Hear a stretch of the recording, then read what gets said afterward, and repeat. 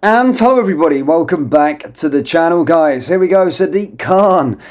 He's been doing the rounds quite a lot lately after he pretty much forced everybody to come out and stand up for him after Donald Trump humiliated him at the UN Assembly. And of course, whilst he was in the UK saying it was a terrible mayor and literally doxing him in front of absolutely everyone. Sent Keir Starmer out there, sent Wes Streeting out there, sent everyone out there, kind of forced them to go out there and actually say that Sadiq is a good guy and a good mayor and he's doing a great job. Well, he's been on LBC and he's been talking on live radio, talking about how good he is, again, as we always say, talking about how great of a job that he's doing.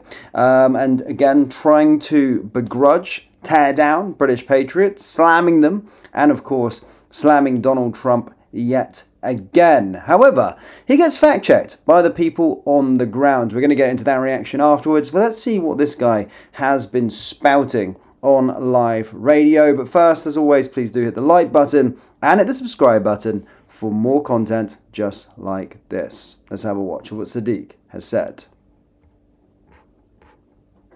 I think it's not racist to be concerned about unlawful immigration, but I'm not going to apologise or walk away from my joy in our diversity. It's a source of pride to me, and it makes us stronger, not weaker, richer, not poorer. And we've got to take on these people because, let me say this, what they hate about London is we're successful. Is this what you think the motivation is? We're diverse. Why has the poster boy for the far right, President Trump, challenged London, taken on London, always casted aspersions on our great city? Because we're proof that diversity works. We're proof that you can be a successful, great city and be led by a minority and be led by somebody of Islamic faith. And they hate that because what's happened over the last 10 years, James, is, there's words like politically correct. There's words like snowflake. There's words like woke used against progressives to try and cower us and silence us. And I think when that happens, and we're not on the pitch having the argument and the debate, that allows people who aren't racist, they're not racist at all, but to think these people speak for them. But these people aren't addressing their concerns. They're playing on their fears, playing on their concerns. It was designed to portray you as wanting to force Londoners into some form of Islamist court. Yes, and what it's done, by the way, an unintended consequence of that, or maybe an intended consequence, is there are many commentators and others who've jumped on this bandwagon and given the impression this is indeed the case, and there's a causation between me becoming the mayor of London and this happening. And as you alluded to, this has been the case for decades in terms of those who are Orthodox Jewish followers, those who are Orthodox Muslim followers. When it comes to the issue, for example, of divorce or property, they use their own faith rules. I'm quite clear, I speak as a former lawyer, but also as the mayor of London and a proud Brit.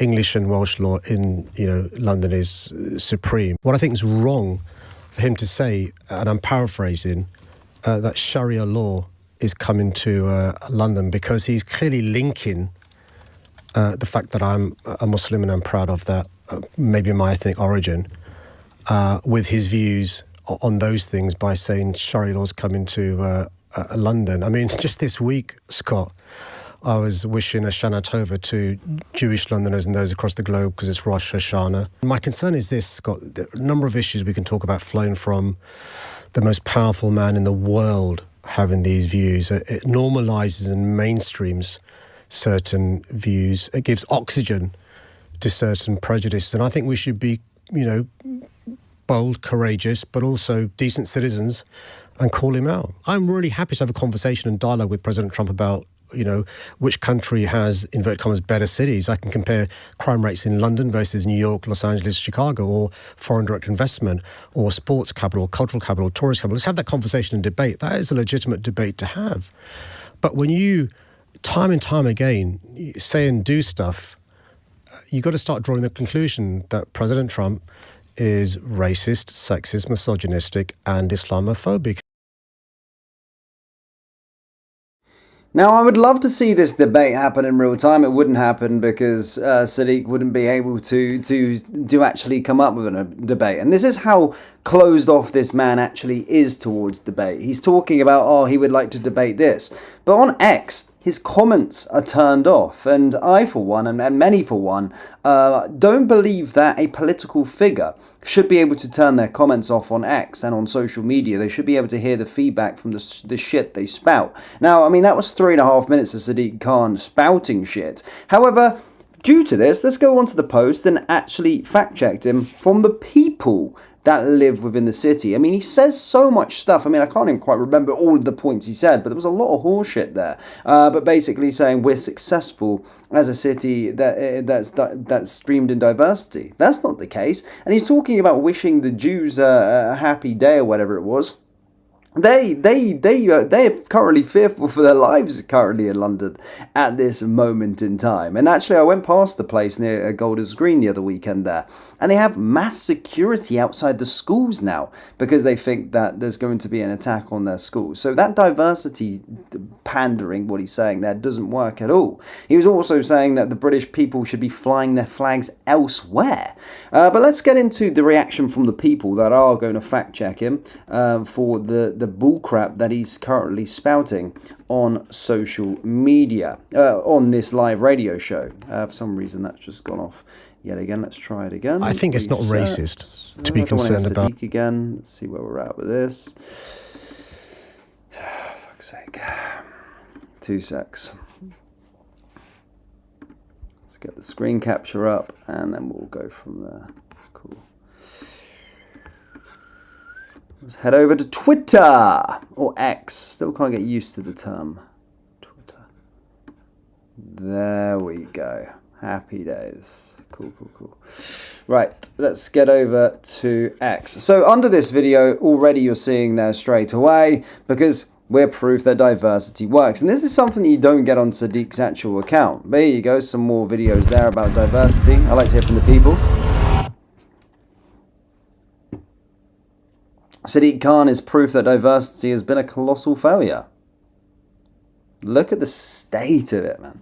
Look at the state of it.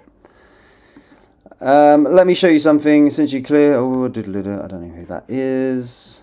Why would anyone be critical of Islam? I just don't get it. London is a violent shithole. He's Christianophobic. Again, he might be diverse and all-inclusive towards actual people in terms of the minority groups. Funnily enough, LGBT and all of these kind of groups. But when it comes to actual white British people, in fact, black British people as well, then he doesn't want to hear any of it. He doesn't like any patriotism. So he's not about inclusive and in diversity whatsoever.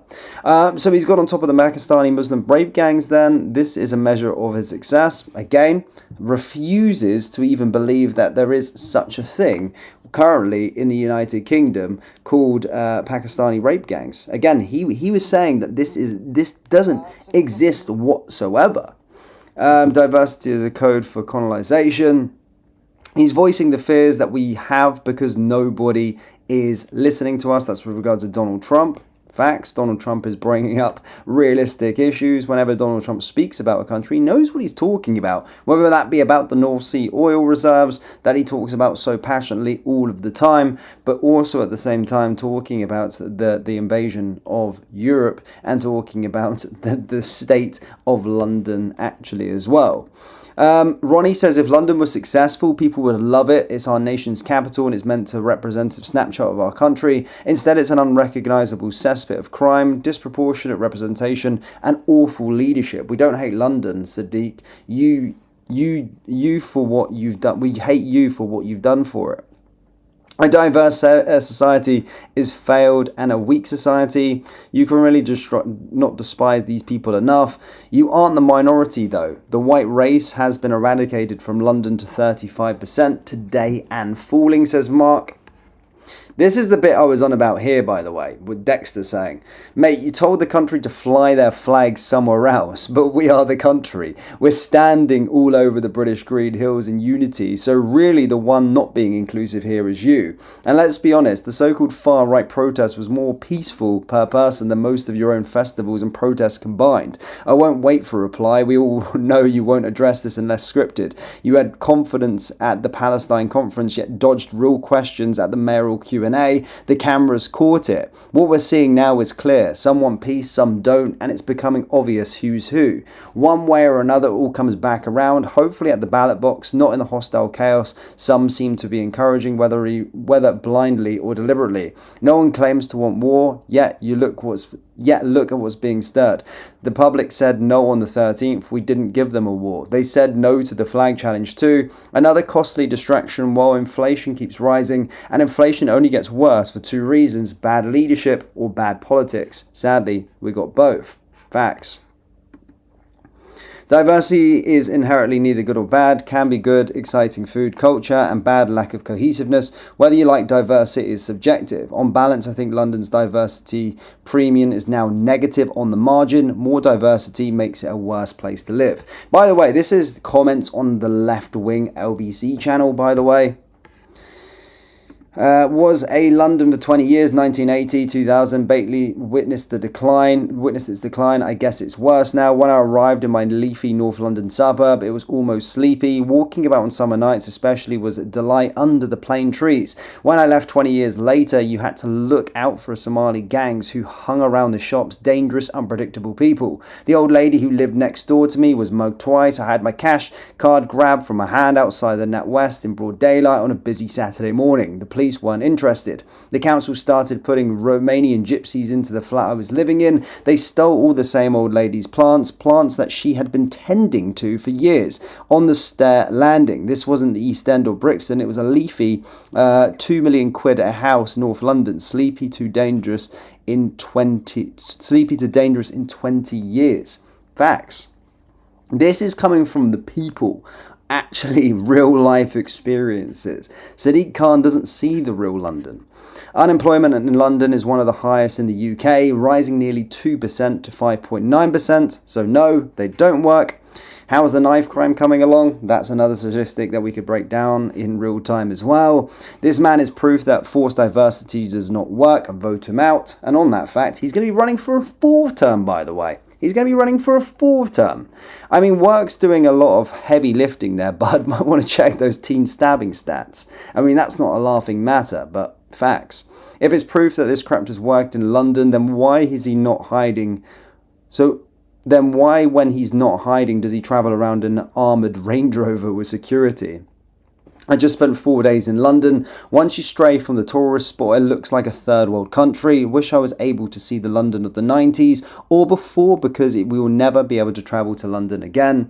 I'm English. No, I'm not English because diversity, but I'm English. I was born in Tooting, but I'm not English because diversity.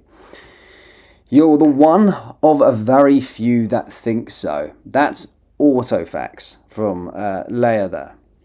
People don't want diversity, they want unity. Actually, London is proof that uncontrolled immigration and diversity does not work. It's not a place to visit. So this comments, we can go all day, guys. This is comments from people, the actual people. Diversity will be our downfall. Do they think the indigenous Brits want their capital to be a minority English? Why is that not important? Sadiq Khan, the walking billboard for failed multiculturalism, has the brass neck to say diversity works, while London drowns in knife crime, grooming gangs, terror plots and housing shortages. If that's proof, then cancer's proof smoking works. He sneers at Trump, but the truth is people aren't afraid of immigration. They're furious at unlawful immigration being waved through while their own kids can't get a GP appointment. London's become a playground for oligarchs, gangsters and extremists under his watch. He doesn't represent London, he represents the NGOs, the globalists and the woke elites. Proof diversity works? Mate, your proof decline is working. Well, there you have it. Low trust, high crime, ethnic enclaves, rape reported hourly equals diversity working. Here's another point as well. By the way, if you go on to Sadiq Khan, by the way, proof that diversity works, then why has the proportion of white people living in London dropped to 35%? Is this a cause for concern? What did he say here? Look, by the way, you can't go on to his thing. Are you British or an Irish Londoner qualifying for Commonwealth EU Londoner or an EU Londoner with retained rights and over 16 years old? You can register to vote. Wow. But look, if you go onto this guy's profile, I don't know how he's got 3 million followers, by the way. Yeah, all comments off. It should be illegal. You shouldn't be able to do that on a as a public political figure. So he's basically putting his shit out there and saying, well, this is the case, and then not wanting to receive any criticism back on what he's doing. That's not a good leader. Good leaders should... Look at that. Dude, turn the comments off, man. Look, he's making these points. We're proof that diversity works. We'll let people challenge your shit, bro.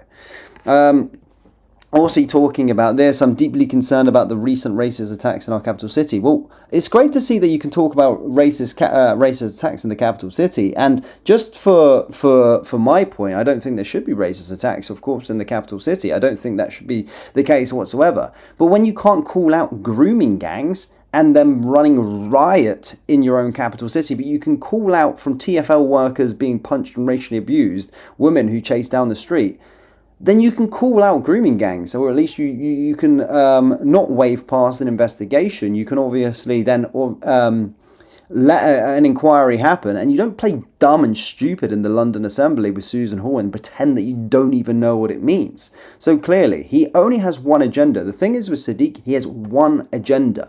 He's obviously talking about this sort of liberal mindset of having all these minority groups coming together. That's his mantra, as he likes to push. However, he has something against native British people, native white British people, the Christian values in general. He is against that. And the reason why, he scapegoated in that statement after Unite the Kingdom protest and said that everybody there was racist, just said they were far right. We need to stop this, we need to stop that. They were just normal, everyday Britons that were flying their country's flag and, of course, headed to the capital city to talk about it. This also, as well as Cap, he put this up here again. I've said it once, I'll say it again. Ignore the haters. London is the GOAT. London, okay, regularly voted #1 city in the world. That's not true. That is actually not true. There is no regularly voted #1 city in the world. I would probably go as far to say that Dubai is probably voted #1 city in the world. It's certainly not London. Incredible diversity with 300 languages. That's not a flex, by the way. World-class transport. I was in London last week and there was legit tube strikes. Couldn't even get around the capital city. So that's nothing. And I don't want to begrudge and bring down my own capital city. I'm from there. I don't want to bring it down, but I've seen it in real time. The decline of the capital city. I've seen it in real time, living there. And even over the last 10 years, you can see that it's gone crazy. And people could talk and point towards population increase, but, you know, the crime statistics are rife currently. There's currently no-go zones, and I wouldn't class as the city as safe. Best museums and galleries on the planet, many are free. I mean, again, I would say Paris takes that one. I'm not going to lie. I think Paris takes the best museums and galleries, to be perfectly honest with you. And flexing the three, whatever. World-leading nightlife, I mean, whatever. I mean, I've had better nights out in other areas. London, certainly for me, is not the best nights out. I would say, like, if you want to talk about it, what are you talking about? The West End? You're talking about the nightclub scene? You're talking about what? I think New York trumps London with the West End sort of scene. Like a certain type of food, niche, sport, or music, you can get it in London. Cool. Host to the world's, but that's nothing to do what they done. That was something that our forefathers created. If you're talking about football teams that were created in the 1800s and all these kind of things that were just already there, he inherited. He's acting as if that he's responsible for that. Host to the world's best sporting events. Home to 7 Premier League clubs. Look, that's my flex. Oh yes, Premier League clubs. This is why London is the best, and I'm responsible for doing it. A city where you can be who you like and love who you love. A place for everyone. No, I don't think so. Except from people that like the Union Jack, by the way, because he's trying to push those far right people out of the country. Oh, you know, just normal concerned ones. Anyway, I'm going to get off of Sadiq Khan's X because he does my absolute nutting. But guys, do let me know your thoughts on that down there in the comment section below. I do want to get to the live chat, guys, but I've actually got a dinner reservation in a moment, hence the shirt. But I see you guys. I'll come on to the live stream later, and we can talk possibly in the live chat about certain things. But the petition, by the way, I think set over 2 million signatures as well for revoking the digital ID, which is really good. But yeah. That's that. Do let me know your thoughts on Sadiq Khan's absolute nonsense. And do you think London is a success, as he says. Do you think Donald Trump is the bad person, as Sadiq Khan suggests? And do you think everyday British patriots, or everyday people, I need to stop saying patriots, everyday people that fly their flag and are concerned about certain things are far right and racist? Well, Sadiq Khan seems to think so. But guys, do let me know your thoughts in the comments.